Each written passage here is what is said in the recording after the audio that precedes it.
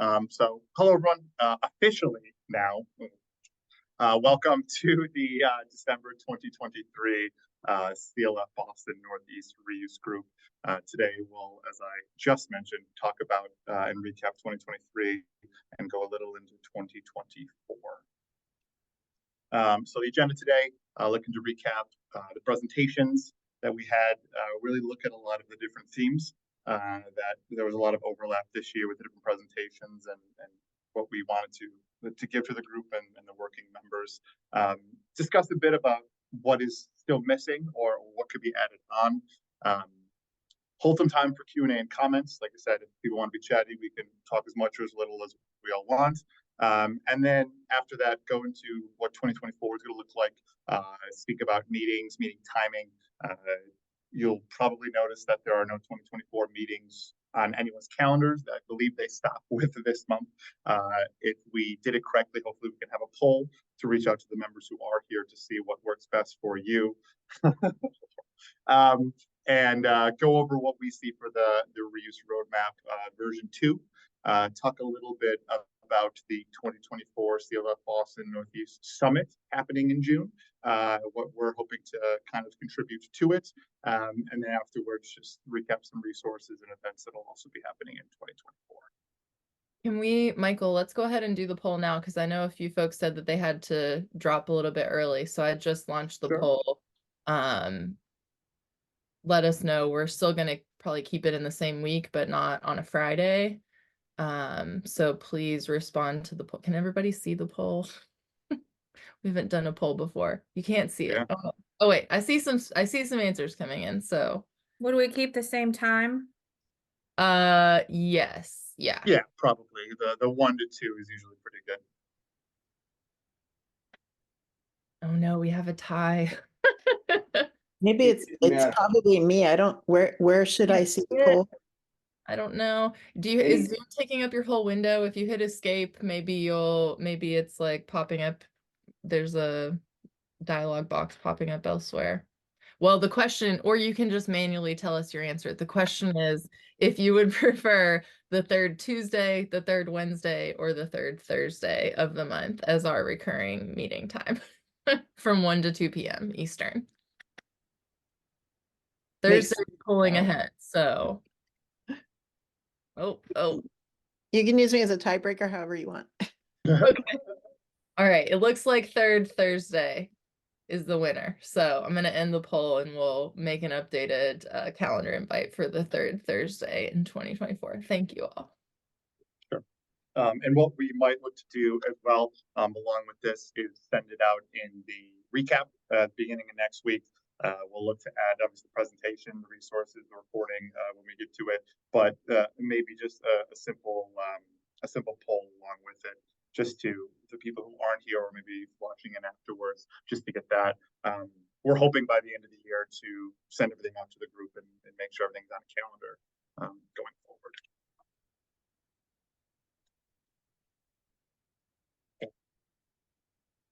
So recapping the 2023, you'll notice throughout this presentation are my amazing PowerPoint skills.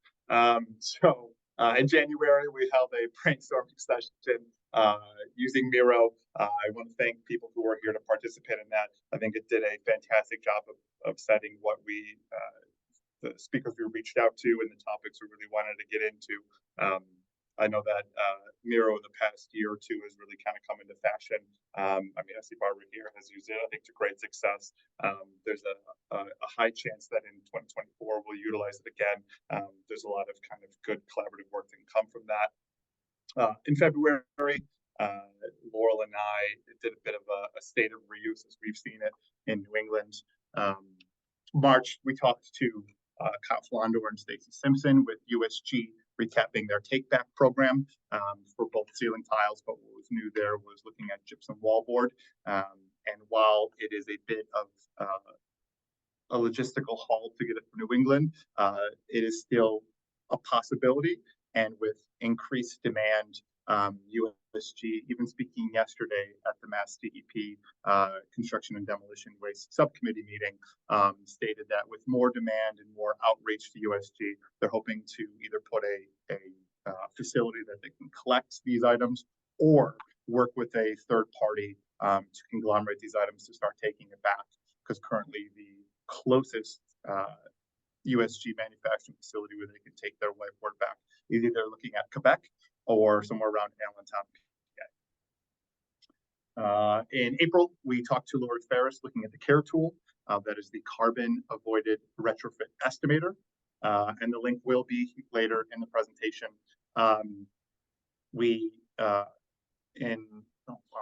Goes up to June, then May.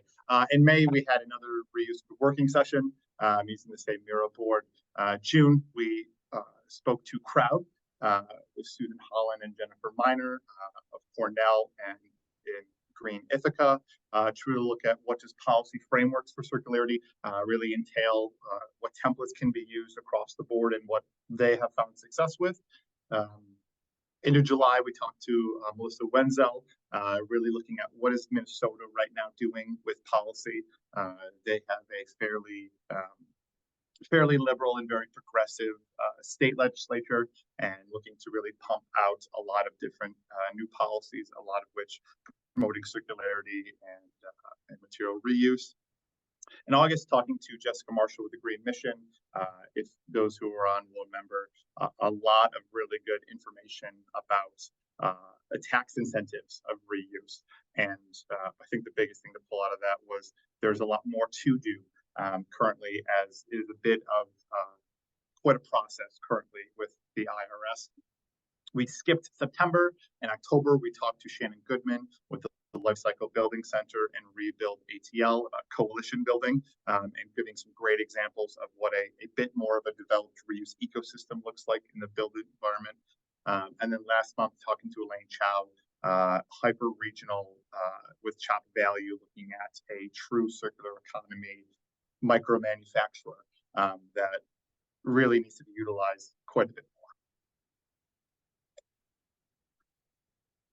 Taking a look at the presentation topics in a kind of more broad strokes, really looking to highlight the use of some emerging softwares and technologies. Obviously, with Barbara Bechlem here as well with her Building Ease platform.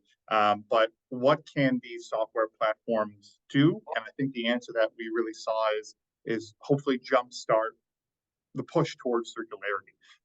The CARE tool obviously can do a very good job not only making a persuasive case of why we should reuse, but also looking at what are the exact numbers that we can pull out, and then further refine the tool to be able to make that very kind of technical. This choice can save X carbon a lot of times with looking at retrofits and reuse. Another, looking at the Build Reuse Wiki, a tool that can hold resources that a lot of us have always been requesting, and really look to connect different reuse ecosystems and share best practices. And really all of that leading to the need for reliable product tracking and something like a replay. Really, how do we make sure, or Building Ease, how do we make sure that the materials that we have can be designed for? We can have that assurance that we know where they are, the quantity, and really the need for that. Another topic, looking at kind of coalition and connection building.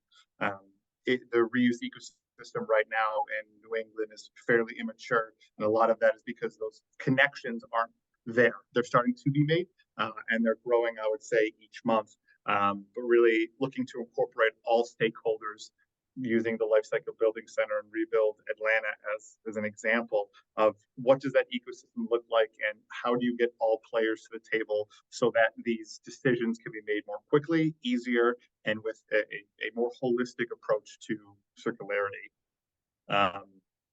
Looking at early action and shared goals, I know many of us probably on projects have said, if only I had known a bit earlier, or if only a part of this had come to light sooner, then we were able to enact this. And really education, and I think what's really important, especially for New England right now, is workforce development. Very much in the, we've done it always like this before. We have those typical paths, but to truly deconstruct, to have reuse vendors that really have skin in the game. There's a lot of workforce development that needs to come. How can you pair this with things like the EPA grants that are coming out, and really kind of jumpstart this, especially with a lot of, say, Boston's commitments to workforce development and green workforce development. And also looking at circular economy solutions, material take-back programs, obviously with USG, right now incredibly underutilized, whether it be something like an acoustic ceiling tile take-back program or carpet tile take-back program, and really how can we utilize them more and identify them to really grow and refine those processes so they're more well known, they can be designed towards, and subcontractors are much more fluent with them so they aren't priced into oblivion. Looking at regional outlets for circular materials, currently looking at something like a Boston Building Resources for the current area, an eco building markets, which is currently for sale out in Springfield, and looking at something emerging, potentially the Hancock Academy. I know Randy is here. What do those outlets, what do those resources look like? And really growing that demand to send a market signal that this is necessary and what people want, so that there is more investment, there's more interest, and that starts flowing towards that. Continuing a little bit on looking at some of the more broad strokes, policy is always going to be a topic. Several of the presentations this year either directly talked about policy or really made sure it was integrated into what they were talking about, looking at different climate action plans, especially when looking at Minnesota and how it affects the decision-making process, linking carbon to climate and linking material reuse circularity to embodied carbon and what that looks like, providing legislative frameworks and policy frameworks from crowd. And then really, how do we incentivize reuse? Is there a carrot approach? Is there a stick approach? And really, does it need to be done from the municipal level, the state level? Or do owners of projects really need to make sure that they are the ones who are looking to incentivize it? Making the financial case for circularity, the link there is for the EPA grants, but really, how can we not only take what is currently out there and what will be out there, but how can we get data to show that circularity is not only best practice, but also doesn't cost as much as I think a lot of people think it does. Can we have tax incentives through these reuse appraisals that the Green Mission spoke through? What does that process look like so that the industry can be very familiar with that? So it isn't something, oh, I wish I could have done that. It is something that is considered on the front end. And really looking at what does innovation now look like? Speaking a bit about the city of Boston, I know Kristen Frisch is on here. What does that not only look like, but what does that mean afterwards? What are the next steps from that? What are the current resources that we have now and how do we grow them? And really on a project by project basis, what does that early action look like to make sure we can incorporate that innovation, that circular, the reuse, even something as simple as waste reduction and diversion, and how early is too early. Also wanted to recap for those who could make it in, I think, July. I should know this. I'm the one who took the pictures from my phone. I think in July we had a summer social over at the Charles River Speedway over in Brighton. Thank you to those who showed up. I think it was an amazing time. We, I think, quadrupled the number of people that we had from the 2022 social. So that's always a win. I will say, in talking to the CLF Boston main hub, there is going to be something scheduled for this spring. Currently, there is no definitive, but they want to do something very similar to what we did here, which was find a space that doesn't cost anything to go to in the Boston region, and get as many people as we can there, making the connections between either the different subgroups or different kind of professions that we all come from. And then lastly, when recapping 2023, kind of looking at what is missing, what still needs to be done, and definitely looking at, and we've been talking about this all year, data and case studies. How can we improve the case for reuse, deconstruction, circularity with data? There's a lot of really cool pilots that are going on. There's a lot of cool projects that are incorporating this, incorporating that. How can we conglomerate all these and make it easier for new projects, new owners, new designers into this space and contractors looking to go into this? How can we lower that bar of risk aversion to show that not only has someone done it before, but this is how they did it, and this is the success they found with it. And really looking at regionality, it's very helpful at times to see what maybe the West Coast is doing to get a framework, but there's always going to be different parts and pieces that I think Boston and New England really have that are very regional, that do need to be considered. So having examples from projects from different policies nearby, extremely helpful. Looking at what's missing, reuse outlets and resources, really just to be able to have them know. So it isn't a stretch. It's not, oh, I guess I'll look into it and then eventually you forget because you're doing 6,000 things. Really making sure that it's known, you have the resources for it, and really what more can be done to engage, grow, refine, spread these resources so it isn't kind of a hassle, or eventually they have the power and the experience to do more and more.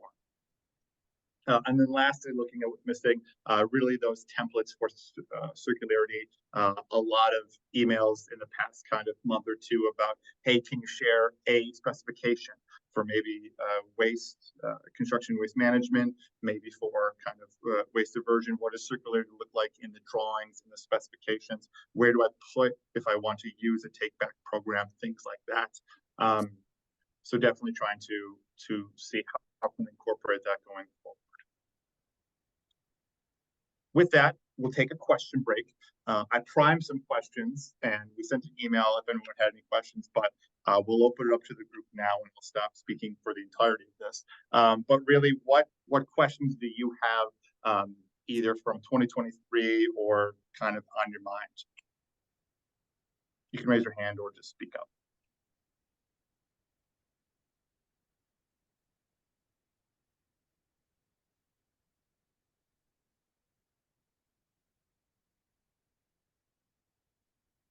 Boom, Elsa.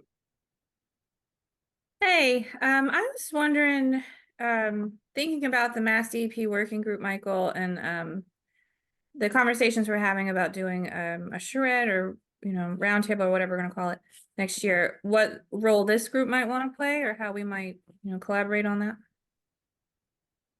Sure, I think there's a lot of possibility. I know that with that group, it's a lot more municipality, I think, driven, especially across the state, while this group can be a bit more, I think, industry specific. But definitely a wealth of resources that I think can be shared. And then with all of the industry members that we have with this group and who may listen to the recordings, really making sure that we kind of spread the message of, hey, if you're interested in this, we want you to be part of those discussions and bring your opinion or experience to that. I think with this bold idea of these policy charrettes, I think it'll need some experienced individuals to kind of frame or guide or really support the conversation. Because in a lot of towns and a lot of places, this is so new. Sounds good. Kathy? Hi, yeah, I'm wondering whether we want to dial in economic development Left it people. open for you. Whether we want to dial in economic development folks more intentionally, or I wonder whether you might have some of those contacts already through CLF. At least I feel that way for the deconstruction work group, that might be a sector of sorts that we want to invite in more explicitly when thinking about the workforce development comments that you shared, Michael. I wonder about your thoughts or anybody else on the call. No, I think that's. I mean, yeah. Sorry. Oh. I would agree that I think that's a great idea, and especially something that is needed so much. A thought came up, I think earlier this year in kind of planning sessions, is if we know, especially in the built environment, how important workforce development is going to be, where can we look for other examples that have succeeded, to bring them in to speak, but also kind of what does that look like on a broader scale for full-on economic development. In talking with Rebuild Atlanta in October, there was a lot of, I think, really awesome examples of not only kind of what they did to outreach to kind of bring people into the trades that had never been there before, but really what does transitioning from kind of typical demolition to deconstruction and how you can make that a bit hyper regional. So I think it would be a good idea to kind of bring more of that in as an example. Sure.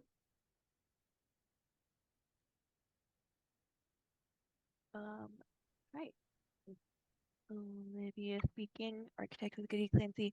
I feel what's missing is maybe like a forum, and I know Build Reuse plans to put together a forum. But maybe a local one among us would be helpful to ask questions that pop up in practice or as we work on projects, to ask each other for advice or resources. I wonder if that could be something that could go onto the CLF Boston website. Yeah, I was just thinking that. Yeah. Would you, Olivia, would you, if that was something on the website, would you see that being, and anybody else can answer this too, would you see that being like a member only for members kind of thing, or, you know, a login required, or just something public?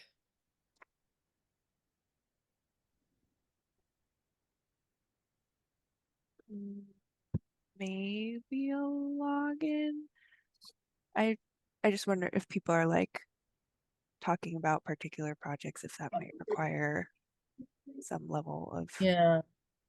I mean, there are I'm like not the sure. CLF message boards, like, is anybody, you know, I think I would say, and Michael, you can weigh in on this, but, you know, we're functioning here officially as like a subcommittee of the Carbon Leadership Forum chapter, but there's also certainly folks who join that aren't necessarily regional here, or also are just interested in the reuse conversation, and we're bringing the embodied carbon angle to it, but like that may not necessarily be the focus for some folks who participate here. So I don't know, I was gonna say maybe, you know, we should just create like a thread or a channel on the CLF message boards, but you know, might we not get as much engagement from folks who aren't necessarily entering this conversation from a carbon perspective, if that makes sense?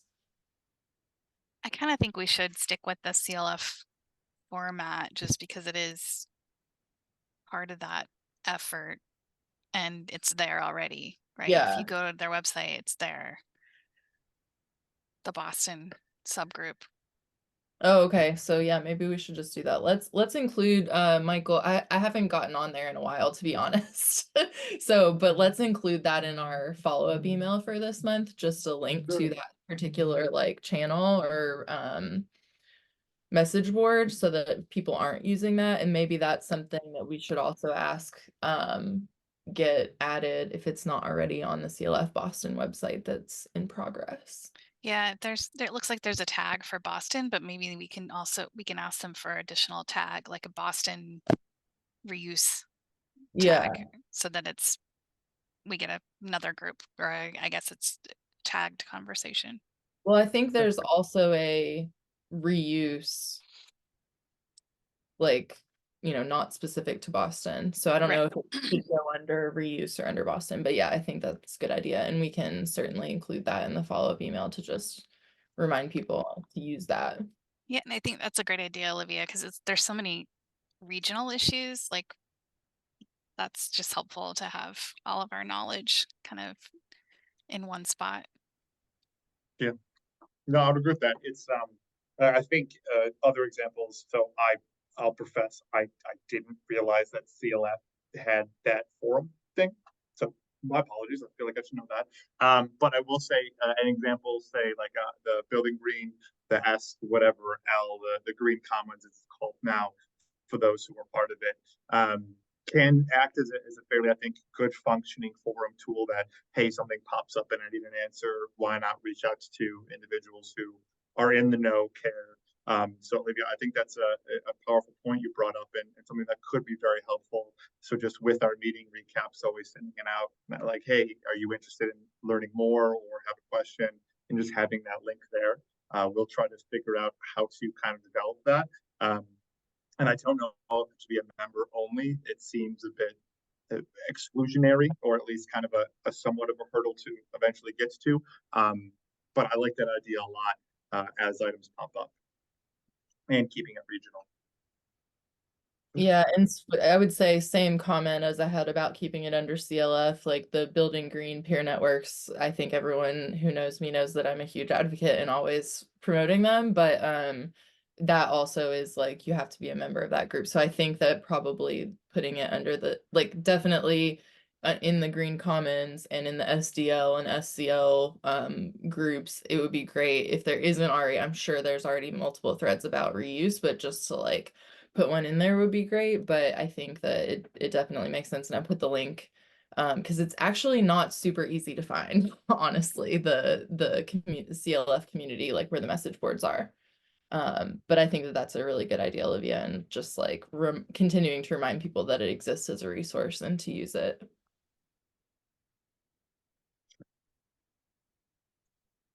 Any other questions before we move on to what 2024 looks like?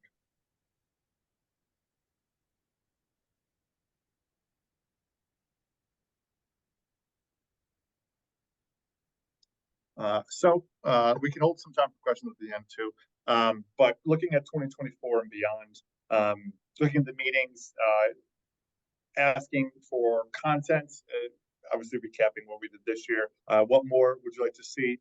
We have potentially January, looking at another kind of software platform, specifically looking to tag on material reuse. But we don't want to dominate it just with software. We don't want to dominate it just with kind of policy, having kind of hopefully pretty good mix. So curious to see kind of what people want to, what would help them out. Maybe project examples and wins for that. So if anything pops up, feel free to either speak up or put it in the chat. We'd love to know what the group kind of wishes they could learn more about, because it's kind of, we're hoping for a rising tide, raising all ships situation here. We already did the poll, but timing wise, looking like right now, Thursdays, the third Thursday of each month. Thanksgiving is the fourth Thursday, right? We ran into this problem in 2021 and 2019. If we have to move it for 1 month, I think it's fine. Sure. And then virtual and in person. We have had one in-person CLF reuse meeting that was in August of 2022. We probably could have more. It's very easy to have these virtual meetings, but there is value in the in-person meetings. So if people do want to have in-person meetings, we do have a collaboration with the BSA. If the timing is open, we are always, I think, welcome to use their smaller kind of meeting room. So please speak up if that is something that you would like. When looking at the reuse roadmap, the first version came out in August of 2022. We hoped to keeping it as a living document, but we think that with as much movement, as much kind of momentum, a lot of circular policies, innovation has really built on since then.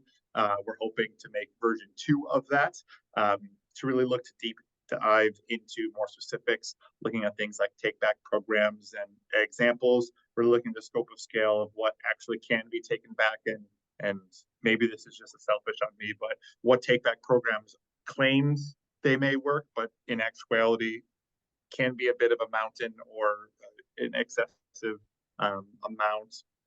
Looking at different waste diversion strategies, all the way from kind of designing for maybe waste reduction, all the way through what can contractors do, what haulers can do, and then what do processors in the region what can they actually do, and giving some guidance and hopefully best practices on that.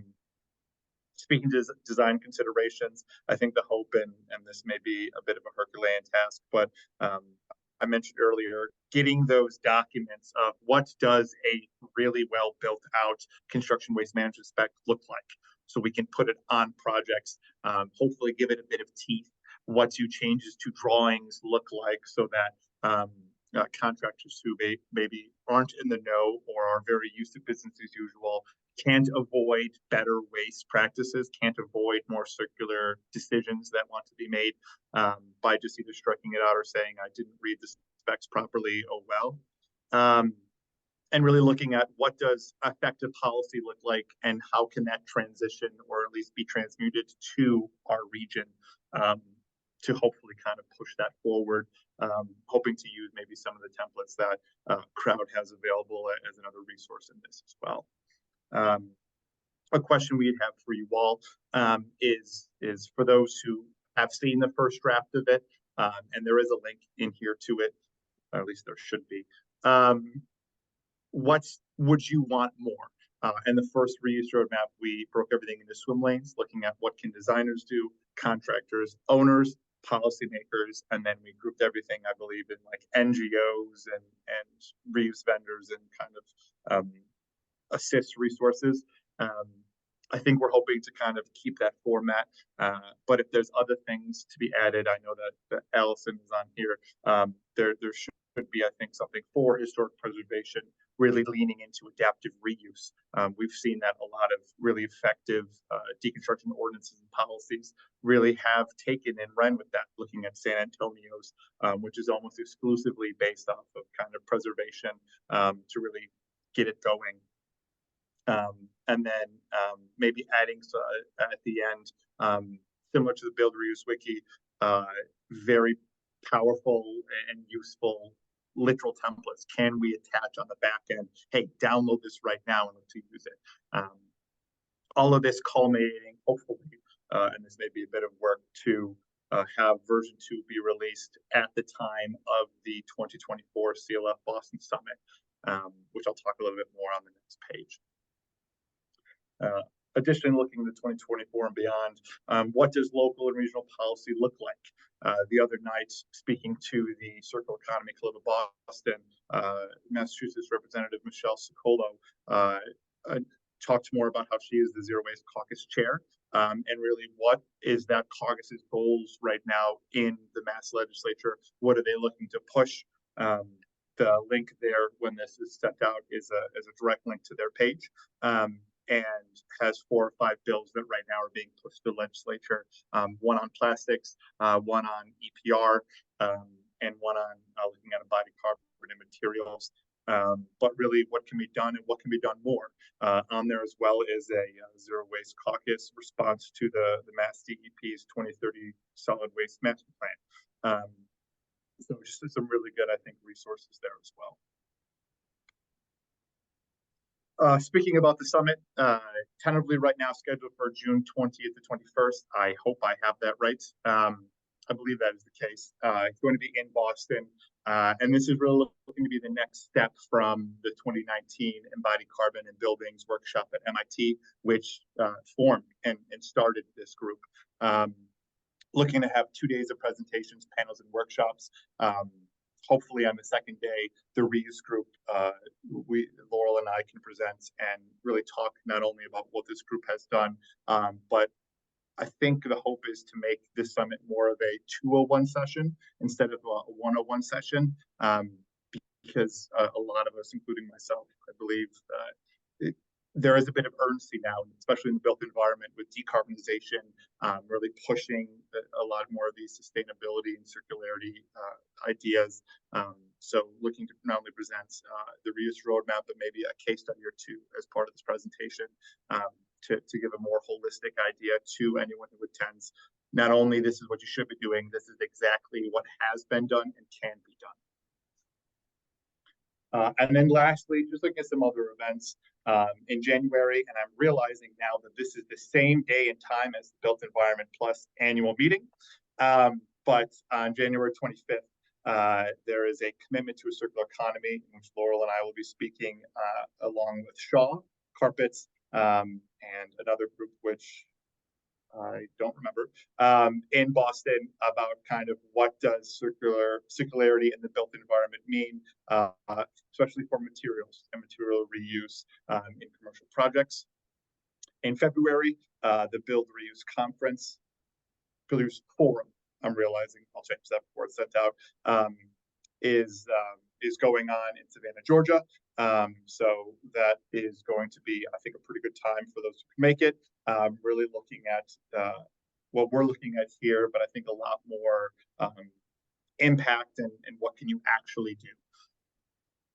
Also, a Getting to Zero forum. Laurel, Kristen, Frisch, and myself have submitted a session for that, looking at the reuse roadmap.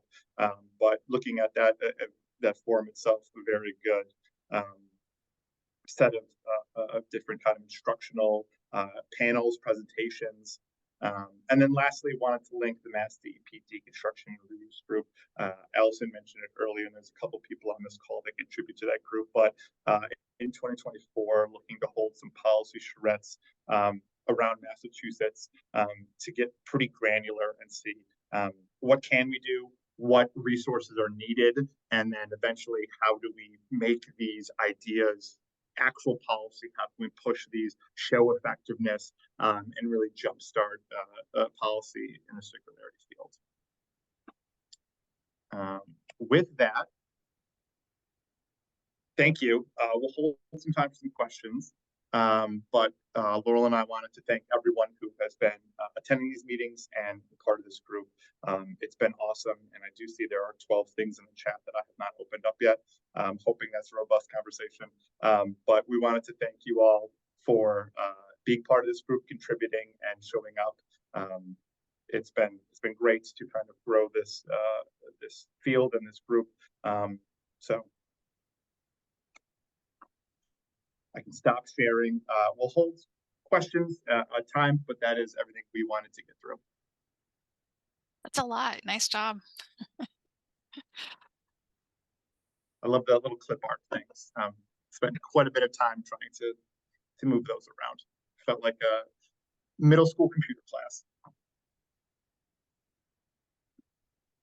How to sell this? Yes, there's some good. Most of the chat was me and Allison going back and forth on how we're going to get the economic development angle here in the room. And then there are some good comments and suggestions here on content for next year.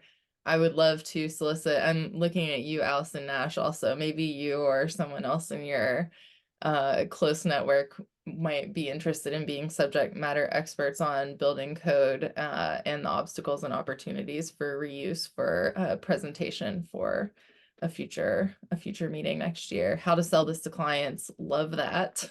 Definitely a good topic. We could probably crowdsource some presenters on that potentially. Sure.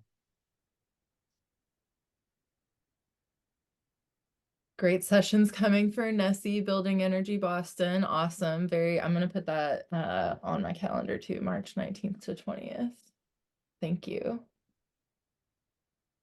On that note, Laurel, there was a recent AIA Massachusetts survey about how the building code is affecting projects. And it's been a while since I filled it out, like it was last week or something. But one of the questions was, it was something about building reuse, like has the code meant that you didn't do anything to the project when you had something planned? Because the change of use clause that triggers building upgrades might be affecting some people.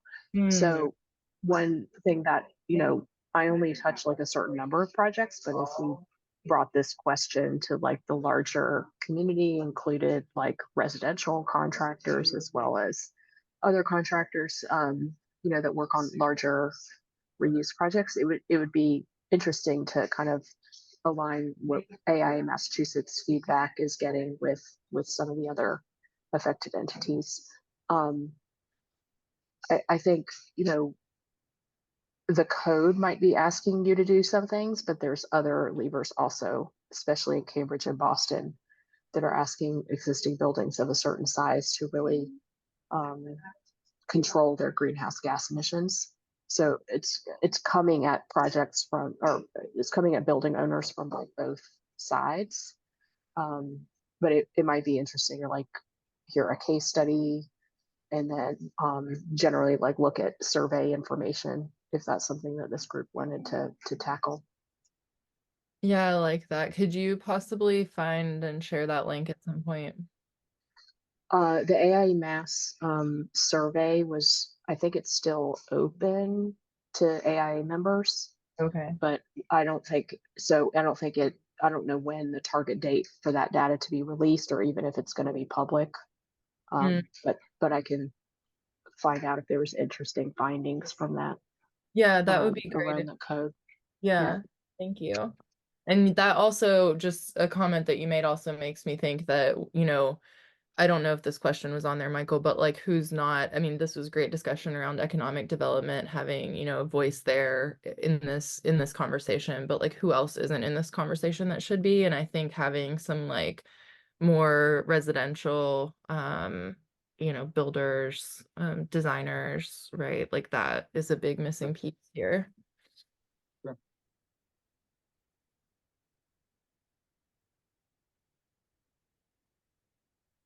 Something that I did, and just because the official presentation is over yesterday, and I think Michael Elliott's still here, the Mass C&D subcommittee had a bunch of different presentations, one of which I contributed to, but did want to share with the group, share my screen again, that I got some, and this isn't a presentation mode, so sorry, but after about a year. I've been doing this about a year. I have 5 projects that have been separating gypsum wallboard offcuts. And after getting all the waste reports back, about 134 tons between these 5 projects of clean gypsum wallboard offcuts have been diverted thus far. And that's almost about 4 megatons of CO2 equivalent using the EPA warm calculator. The only reason I'm showing this is that historically, this has been thought of as extremely difficult, and especially getting some contractors who haven't been doing this before. I'm happy to say that this isn't that hard, and I understand this is the first step towards like waste diversion. Obviously, the first step towards circularity, especially in the very kind of business as usual industry we find ourselves in. But I have found no cost premiums as long as the project is set up with the field staff knowing that this is what they are to do. So if your contractor says circularity will cost more, I would push back on them and be persistent. I'm hoping to turn all of this eventually, when I get a full project done, into hopefully one of this group's first case studies that can be published, or at least kind of shared with the group so we can have all the nitty-gritty granular data. But I will say that talking to the field staff, telling them it's something, making sure the owner is bought in, which every owner who I've pitched this to has bought in, if you explain them the bigger picture of it all, because it's something that can be done. And the more that it is done, it'll send a market signals to the USGs, and this can be expanded beyond drywall, but to hopefully start pushing for true material circularity. I said this yesterday, and I think I've said this before, but I think contractors do not want the waste. We are always being paid to get rid of it. So if I can give it to someone, AKA the manufacturer, who can just turn it right back into the product, that's what I want to do. And if I can do it, I think a lot more contractors can do it. So just wanted to share that with the group as this is something that can be done, and honestly should be done. The designers here, please put it in your specifications. If you're doing an interior project, if the contractor bitches and moans, call me and I can call them and tell them how to do it. I don't care about competition at this point. I think this is entirely doable in our region, and the more that is done, the easier that it gets. Yeah. Mike Elliott. Yeah, I just wanted to add to your statement how impressive that is. And, I know we kind of squeezed you at the end there. You were short on time, so the numbers hadn't really sunk into me, but 133 tons from one project, Michael, that represents almost 10% of the entire amount of gypsum wallboard that we separated in the, across all across the entire state in 2022. So, if we got a few projects like that, it would go up dramatically. And the wallboard recycling market representative who was on the call estimate that there's probably somewhere between 20 and 50,000 tons of clean cutoffs every year in Massachusetts that we should be able to capture, and we're only capturing, if we're lucky, 1,200 tons through the C&D processor. So it really has to be a job site source separation effort. But nice job, Michael. Thank you.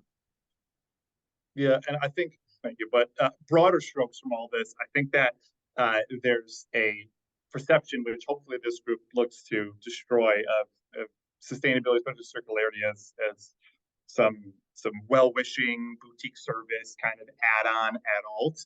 I think the more that information like this, I didn't do anything crazy here. I didn't go and set up this incredibly convoluted. It's just as simple as talking to the field staff saying, hey, I want to do this. How would you do this? How can we separate this? And I think it's a lot of, I think what we're looking to do in Spread with this group is not something like, oh, let's take this incredibly complex process and repeat it. It's, we know the simple concepts of this. How do we turn them to actuality? And I think in the one of the points made earlier of coalition building and bringing all stakeholders to the table, the more you can do that.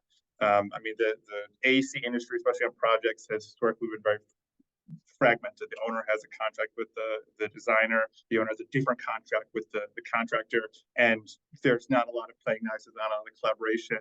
I've never been on an integrated design IPD project that it seems like pie in the sky, but the more concepts that those can actually start coming together, and we can really simplify this. There's a lot that can be done. This is a niche for whatever reason that is continually not filled. And the hope is that we can all come together in these groups and other groups to really connect and make sure that we can just find these simple solutions.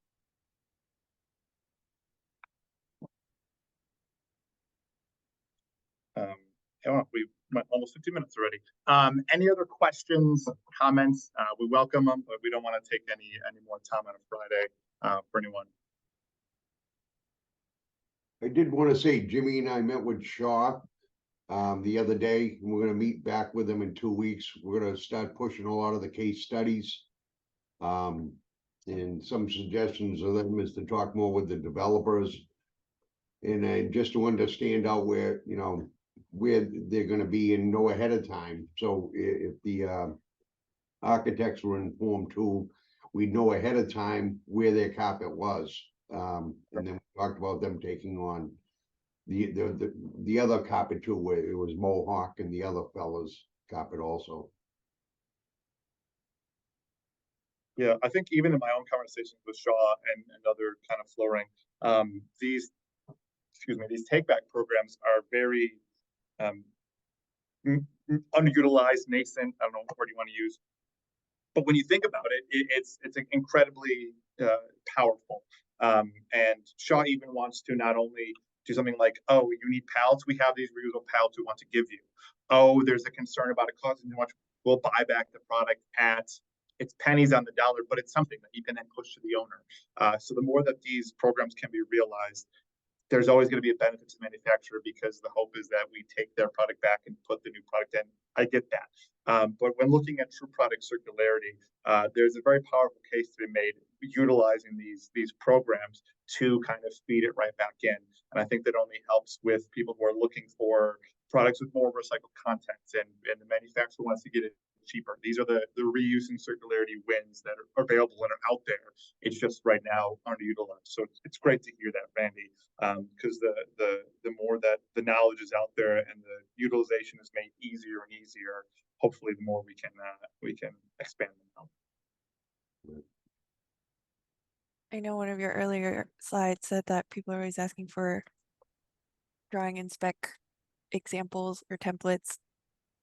Do we have those on something like this, or specifying take back programs? Or Yeah, so I think Shaw, and Laurel, speak up because you've been on those emails too. I think Shaw has a take back specification. Yeah.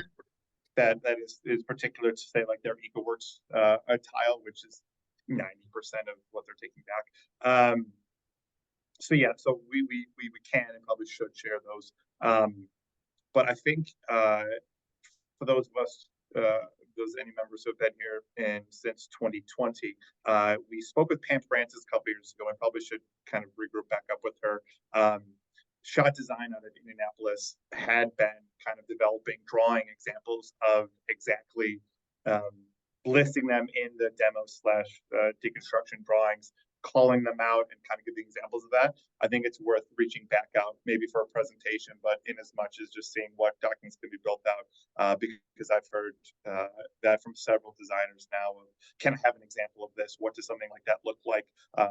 Even just to lower the bar of that kind of risk aversion that we don't really A, know how to do it, and B, might not want to be the first person to do it because there's big implications down the line. So yeah, I think that's definitely something we should do fairly expediently. And we can look to send out what we have now. Yeah, I was just, for the sake of recording, if folks watch, I was just putting in the chat that at Dyer Brown, what I've done is just, we have like a material reuse folder on our file server, and I've aggregated all of the specs from manufacturers that do have that available, have that language, so that, you know, if we're working on a project where it's applicable, it's easy to just kind of pull it and like go there to reference it. Different manufacturers, like even just within flooring, will have different thresholds for which product you need to, like minimums you need to meet. So it does vary based on the specific manufacturer, but we also have kind of a general spec section that calls out like if a take back program is available from a manufacturer, the GC should pursue that. But it's a little bit harder to, you know, make sure that's happening if we're not like, you know, already in touch with the specific manufacturer and kind of helping to coordinate that process. But I think that we can definitely look to get those resources aggregated and linked on the CLF Boston website, just so that it's kind of public for somewhere for people to find as well. That would be great. Yeah. I do want to add too, they also talked about they're going to start doing LVT. It would be Yeah, good. some brands, I think Interface might, Target might, I think some brands are able to do that. And I would love, and Randy, I don't know, not to put you on the spot, we only have 5 minutes. This could be, hopefully in 2024, we're going to have Randy and Jim doing a big presentation on Hancock Academy. You're going to be our star guest speakers next year at some point. I'm putting it out there now, but hopefully we also can, like regionally, work to nail down a spec that essentially says that if a product doesn't meet those minimums, it's required that that product be sent to or picked up by Hancock Academy and essentially aggregated until those minimums are met, so that we're, you know, specifying Hancock as the outlet for that product, as opposed to, you know, just a, sorry, my brain's not working. Just anybody. Well, yeah, or hope it gets done and figure it out. Sure. Yeah. So yes, hopefully that will be a very great deliverable that we can all seek to establish as a group for next year. And in 2025, I think we'll hopefully see some pretty big numbers being aggregated there across all of the Hancock sites. So very much looking forward to that. The plan.